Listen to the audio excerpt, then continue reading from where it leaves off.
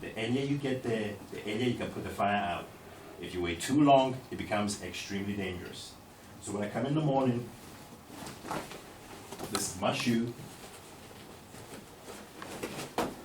It's a special shoe. You can't get this in the, like at the mall kind of thing. It has a metal plate here. I have a metal plate underneath. I have a metal plate here because with most houses, I can kick this and you go through the wall, the drywall. And I can use this to actually climb the wall to get to the top and see what I need to do. But the thing is that I don't have time. If a call comes out, put on my shoe. You don't dress up like you dress regularly, put on your shoes, put on your pants, and then come to school. So what I do is that I put the shoe in the pants.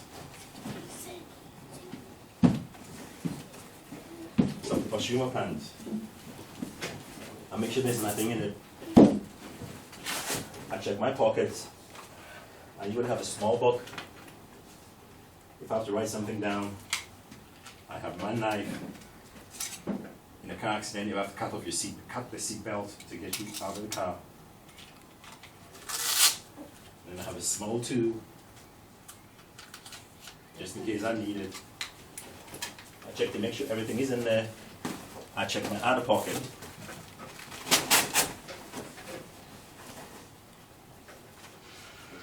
These are gloves I use for anything else apart from firefighting.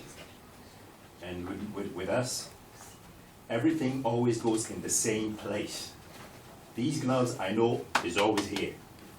My knife I know is always here. Because when you get into a building and it's dark, there's no time to be doing, where's my knife? No, I know my knife is here, so I put my hand here, I get my knife. He's very organized. Mm-hmm. I'm not even firefighter. Me neither. And then this, it helps protect your ears and your neck and your head from the heat. So I make sure it's not dirty, it's clean, no turn wear, and I put it down exactly like this. I always put my stuff down the same way I'm going to put it on if I came here. I take my coat, make sure everything is fine. That's my flashlight, make sure it's working. In order to get out. Correct. And it also makes, and those things would make it like hard. It would provide less and less time for you to get in and save the person. Correct. Because they can only survive so long in a certain condition. And we can also get electrocuted, which is what we don't want. So that's one of the first things that we do. As soon as you get there, we make sure one person goes, looks for the box, and turns the power out. So you're always working in the dark. So I'll make sure my coat, I have everything in my coat, my flashlight. I check my pockets. I usually keep one tube, just in case. I usually use this for my radio. I don't have a radio, so usually just, I have my radio here, so when I need it, I just pull it and I talk in it. Who knows what this is? Pliers. Okay, what is it used for? Trim cutters, trimming, cut wires. Cut wires. Because you know what? Up in this ceiling, there is a lot of wires. A lot. Say it again.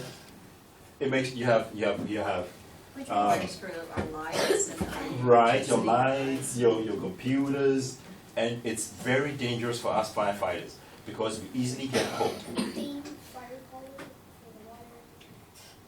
Right. The wires can easily get us hooked, and if it gets us hooked, it usually hooks on our bottle, so you get stuck. And yes, a big problem. And I'll go on. And if water gets to the electricity, it can make it static and make a bigger fire. Correct. And then that would put the firefighters in danger too. They're always in danger. And these are my firefighting gloves, and that's all I use them for. I don't use them for anything else. So I set it down. I always take my face piece. We call it a face piece. I check it. I make sure the glass is not cracked. I make sure it's clean, and then I hook it on, and I need to hear it click. You hear it click? Yeah.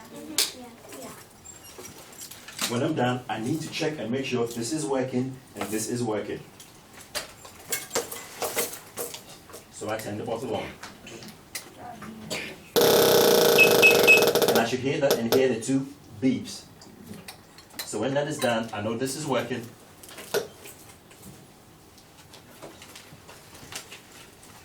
And if you look quick, and you see those green lights? You see those green lights in there? You see those green lights in there? You see the green lights? Green means good. Green means good. Go.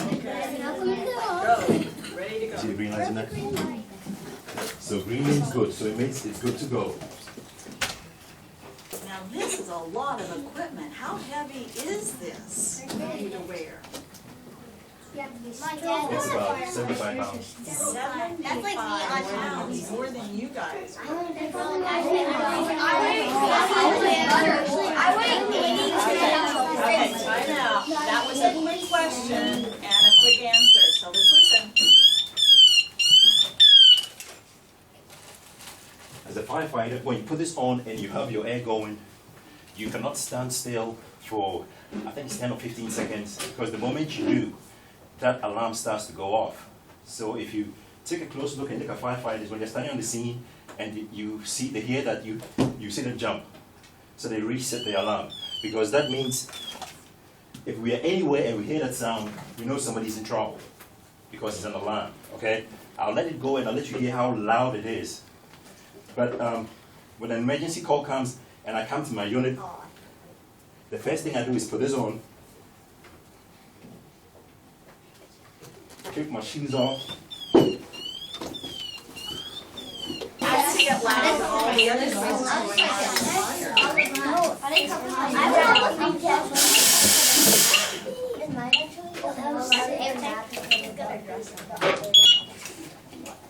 So I put this, we call it the Nomex. So I put my Nomex on. Okay, for those people in the back, you can't see, he's putting on his boots right Put in now. my boots. Okay. And the boots are inside his pants, remember? His pants legs? Right.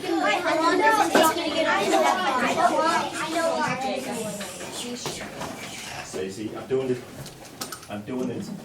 because I'm showing you guys I'm doing it slowly. So normally, everything is set up like this. And you see my shoes? They don't really have any laces, just have a zip.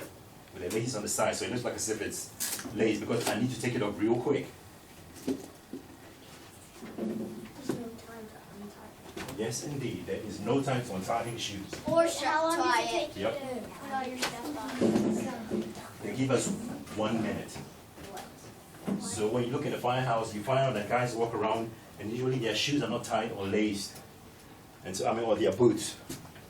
So when you hear a call and it's a fire, in Prince George's you hear 3 beeps. And when the 3 beeps start going, everybody becomes quiet. So as soon as the 3 beeps go, you just hear everybody running. And if you stand in somebody's way, they will knock you down. That is how quickly they're in a hurry to go to the fire. So as soon as you hear the 3 beeps,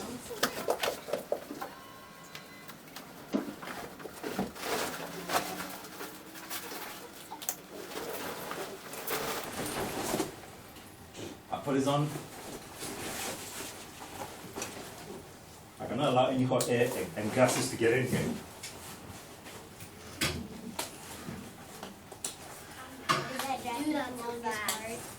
Let's save our questions for later, okay? So we can hear everything that he wants to share with us. I cover this. I put this down for now. I take this flap because I don't want any hot air going in anywhere. So this is what I have. No, this is supposed to be inside.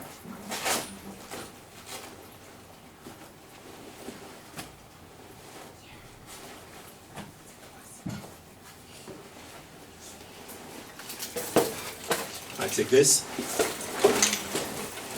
I swing it on. Pull these 2 straps. Pull it down. And then I sit in my engine.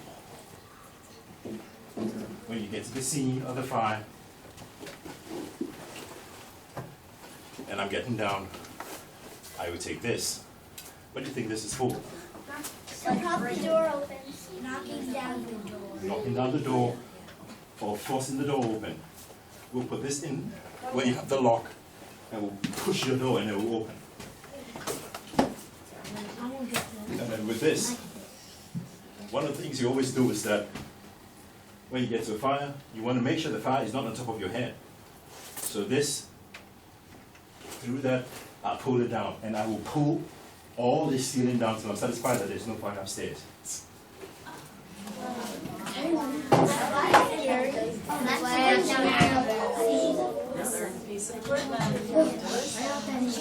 Knocking out windows. Knocking out windows, knocking out doors. You see, like walls like these are not drywall, they're solid walls. So that's how we used to get through some of them. And different firefighters have different tools that they like. Some people will use a sledgehammer to be able to get through everything. So like for a door like this, if you hold the sledgehammer, right here, you go back and boom, and your door comes open.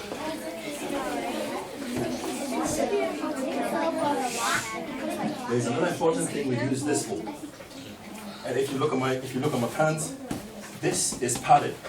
You know, you see this, it has padding in it. Because when you go to a house fire and there's a fire, you seldom stand like this because all the heat and all the smoke is up here. So usually when we're doing, it's down like this. We're down like this because the cooler air is down here. And we also use this to search for people.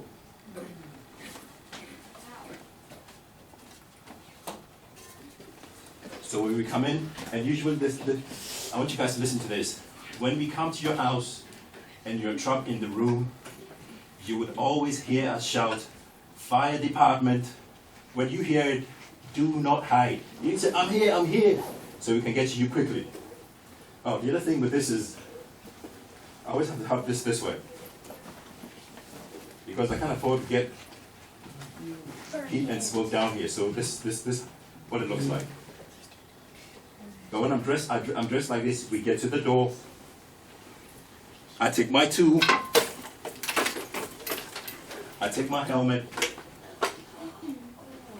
One guy is going to stop the engine, get the hose out, and start to prepare everything. One guy who is going to break the door will take the tools and go to the door.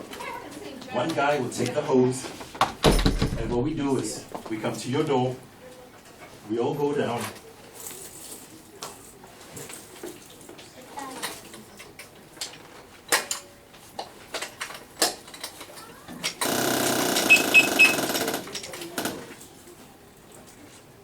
Put this on.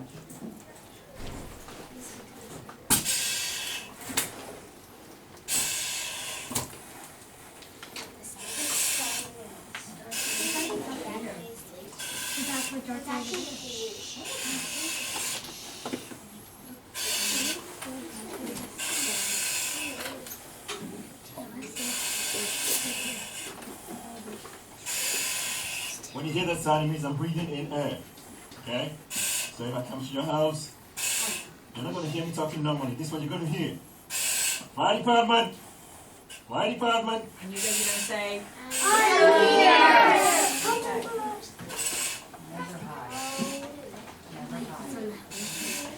Your breath is blocked down. To protect your ears.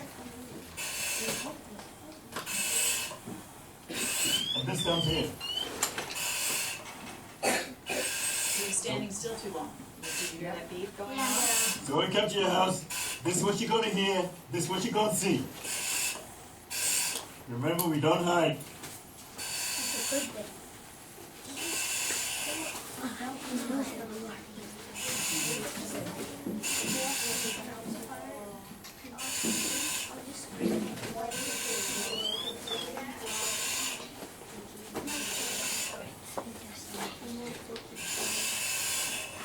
So that's the picture, that's him.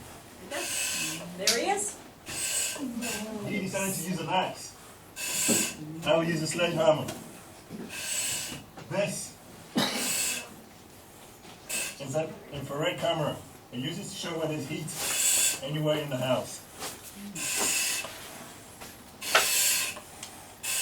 So when I'm done, I'll take this off. The first thing I do is I'll turn my bottle off.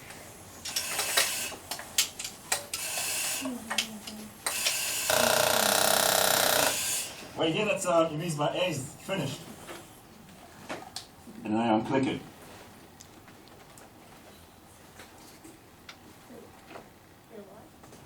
Ian clicks his Mickey Bear and read it. Turn this oxygen.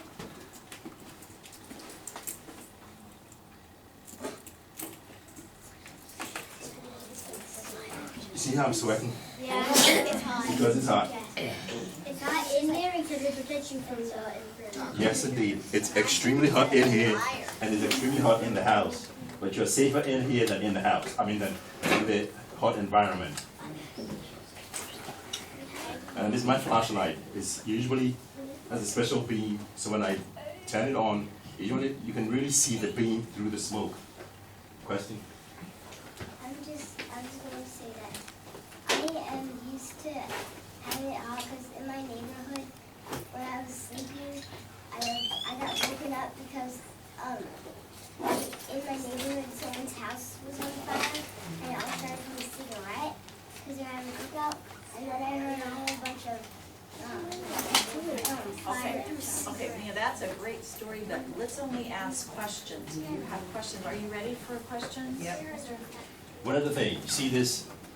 It's another air hose. So if there was a firefighter who was down in the house and I came to him, I'm not going to take his bottle and everything off because it's going to be too much work and I don't have time. So I'll leave his face mask on, and then I'll look for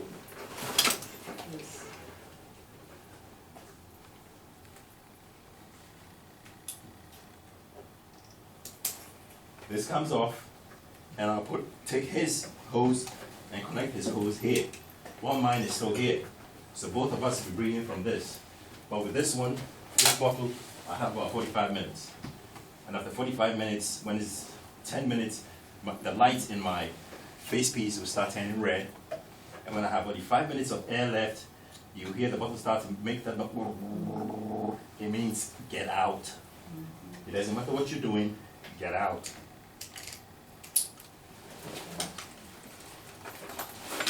Now, so you have classes that you have to go to? Yes, you do. What subjects do you think we need to study real hard if we wanted to be a firefighter? That would help us? Mathematics, English, science, some building construction, and a whole lot of other stuff. How do you refill your tank with air? We are going to have to go to lunch in just a little bit, so let's make our questions very, very short. Yeah, you already had a chance to I take this out, and I have a cylinder, I connect the cylinder to it, and the cylinder puts air. Mr. Habib, I have a question for you. Yes, ma'am. So how do you refill your oxygen tank, and how do you know that it's filled? Is there a gauge that tells you? There is a gauge, And how do you refill it? At the station? we fill at the station, you have pressurized cylinders, and basically the pressurized cylinders are, it's pressurized with natural air like you breathe, not oxygen. Oh, okay. Yeah. So every day, that's something else that you check your equipment to make sure that it's Yes, completely I have filled? I have a gauge on here, Uh-huh. and then we do have a gauge on the pressure cylinder too. That tells you how much is in, how much you put it in. So that's how you tell. Now, one other question. Do you primarily respond to things like car accidents or more house fires, or what? You do so much besides just putting out fires. What do you primarily respond to? Your calls? In PG, they have a whole bunch of us who are supposed to be cross-trained. So we do it all. House fires, car accidents, EMS. So you're also trained for medical and first aid and emergency situations with people's health. Correct. So it's much more than now fires that he does. So a lot of science. Lot Yes, of indeed. science. Yes, because that's I what love firefighters science. become into. Right, another question? Say several times. That's what I think he probably has put out more fires than there are people around here, I bet. Okay. Callum, you have a question? Have you ever had to put out a plane on fire? No. But the firefighters do that. Yes, we do, because we have an airstrip in College Park. And I think I want to impose. So that's a good thing, Callum, that he hasn't had to do that. That's a good thing. Yes. Egan, real Have fast. you ever put out like fire pit fires? Yes. When there's a plane crash, they're probably going to send. Yeah. They would send maybe 10 firefighters who would put the fire out. They would send at least 2 emergency medical personnel. They would send 1 senior officer who would take control. Okay, you do this, you go here. If I'm working, I'm the EMS supervisor, so they'll send me. Say that again? Do you have any escape rope? Some people do. Some people keep about 50 feet, 100 feet, because if you're up on the 4th floor, it comes handy. But I don't keep one. So like a city building to probably. Yes, it's a good thing to have the escape rope when you, so that if you're on the top floor, at least come down 2 floors. It saves lives.